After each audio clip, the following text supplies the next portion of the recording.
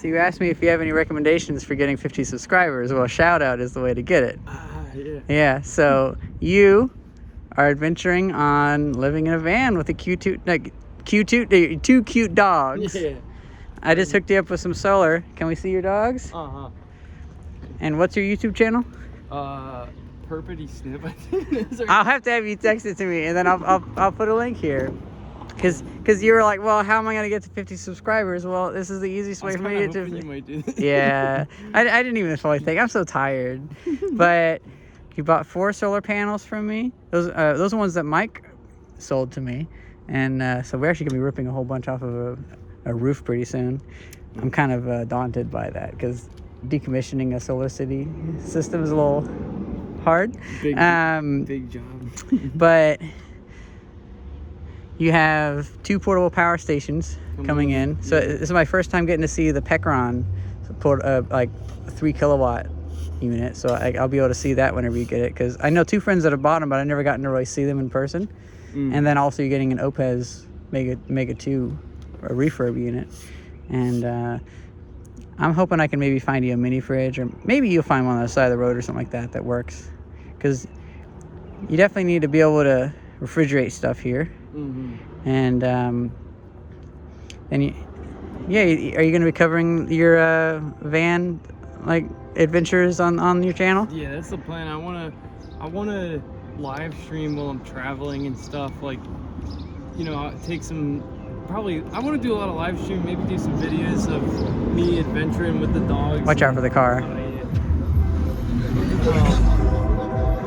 Yeah, I think the plan for my channel is definitely going to be a lot of like traveling, and like I'm going to be going to probably some like music festivals, and I might even be like touring communes and stuff, or intentional communities, you know, and like trying to do some networking, make some friends that can help me with the van and stuff, and yeah, just trying to figure my life out, and figure out how I'm gonna live on the road and make things work. And yeah. I feel like this would be a good instance for anybody that wants to follow his channel, so they can tell him like how to do stuff better. Oh yeah. Like input is probably welcomed. Oh yeah. And there's so many ways that people spent so much time thinking about how to put stuff in vans. So I don't want to make mistakes. Yeah, so maybe subscribe to his channel, give him a little bit of emotional support, because it takes a lot. It takes a lot to go on an adventure with your 2 dogs, and I think he's off to a good start. We were talking about best ways to fix the rust on the vehicle. And my thought would be for you to invest in a portable angle grinder. And I have one of those. You do have one? I got those tools. Yeah, I got a bunch of Cobalt tools, and yeah, I got an angle grinder, I believe, and I think there's an angle. Whatever the case. I'll find one. Because I would think use a flap disc, like a 120 grit flap disc, and then put Rust-Oleum protective enamel over it. And now, to be honest, you can look at the comment section of this video. Yeah. To see like what people say, because they might have other input. Because I'm thinking like around the back, probably have to do Bondo. Honestly, on the doors, unless you can find replacement doors. Yeah, the doors are like I'm more worried about the frame of the car itself, because the doors I can always replace. You know, I want to get the things fixed that are going to make it an issue if I build it, you know, because it's so much harder to like rip all of the stuff out to fix rust later on than to fix the rust and then do the actual construction. You know? Yeah. And of the portable power stations that you have coming in, you're going to have 5 kilowatt hours of power, that's a really good thing to start with. Like, you can have air conditioning even without insulation. Now, it would be good to maybe have insulation, but you can do air conditioning without insulation. Yeah. And even just fans, it'll be so much better than just, you know, the dogs need it. You know, I gotta make that work soon. Yeah. Now, to my viewers, I want to ask, I had suggested getting a portable air conditioner and having the duct roll down one of the windows and having the duct go out the window.